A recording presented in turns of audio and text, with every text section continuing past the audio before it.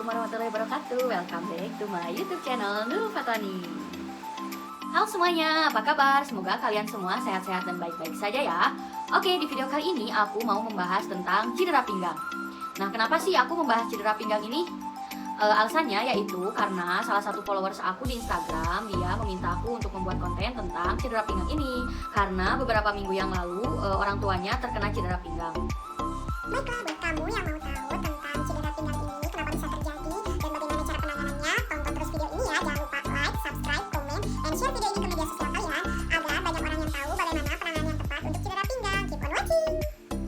Cedera pinggang adalah kondisi yang terjadi ketika pinggang mengalami penarikan.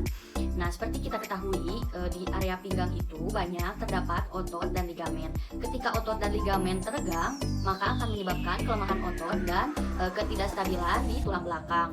Hal inilah yang memicu terjadinya cedera pinggang. Tanda dan gejalanya yaitu terasa nyeri di bagian pinggang, bahkan bisa mengalami kekakuan. Kemudian terasa kaku, berat ketika melakukan peregangan atau posisi membungkuk. Kemudian rasa sakit bisa terjadi di pinggang lalu menjalar ke kaki, baik itu sebelah atau kedua-duanya. Cedera otot ini bisa disebabkan oleh beberapa hal. Yang pertama, bisa karena jarang berolahraga. Apabila kita jarang berolahraga, maka otot dan ligamen akan lebih kaku.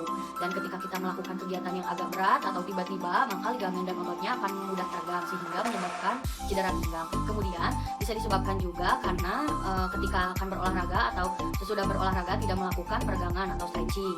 Bisa disebabkan juga karena postur tubuh yang buruk seperti kifosis, skoliosis, ataupun lordosis. Jadi kifosis itu postur tubuhnya bungkuk. Kemudian skoliosis itu tulang belakangnya bengkok ya, bisa berbentuk huruf C atau berbentuk huruf S gitu.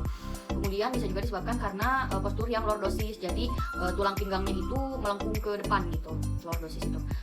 Kemudian bisa disebabkan juga karena mengangkat barang yang terlalu berat, dan bisa disebabkan juga karena trauma atau jatuh yang berulang-ulang seperti jatuh dari motor, dari tangga, dari gedung yang tinggi, bisa menyebabkan cedera pinggang. Apabila kita atau orang terdekat kita mengalami cedera pinggang, apa sih yang harus kita lakukan? Nah, di sini saya akan membahas penanganan awal ketika terjadi cedera pinggang. Yang pertama, kita harus mengistirahatkan tubuh terlebih dahulu dari aktivitas yang akan memperberat atau memperburuk nyeri di bagian pinggang. Seperti hindari posisi duduk lama, berdiri lama, kemudian menyetir kendaraan, posisi membungkuk, posisi memutar badan, dan mengangkat barang. Kemudian yang kedua, kita bisa mengompres dingin atau kompres es di bagian pinggang atau di bagian yang sakit. Dikompres selama 15 menit dan itu dilakukan selama 2 jam sekali. Kemudian setelah kompres dingin bisa dilakukan kompres hangat setelah 2 hari mengalami cedera. Jadi 48 jam kemudian atau 2 hari boleh kompres dingin ya teman-teman.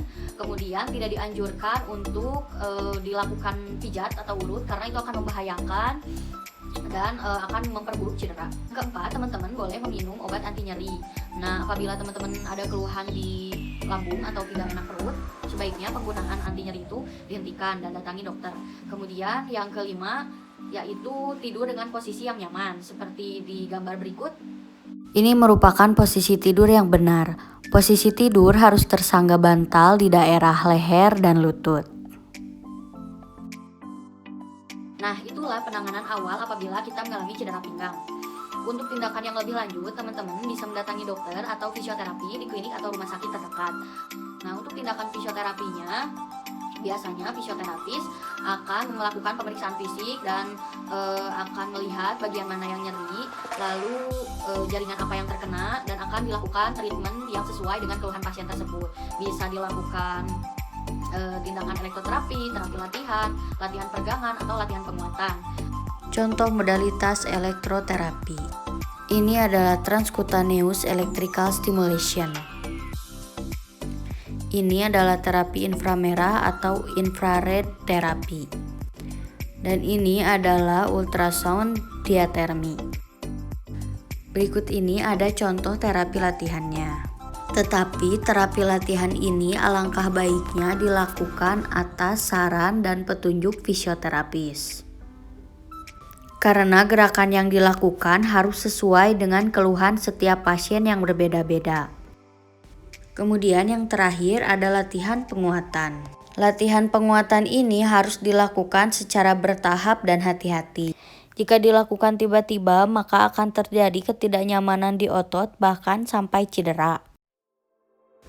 Latihan ini sebaiknya dilakukan secara rutin setiap hari 8-10 kali repetisi dan 3 kali pengulangan.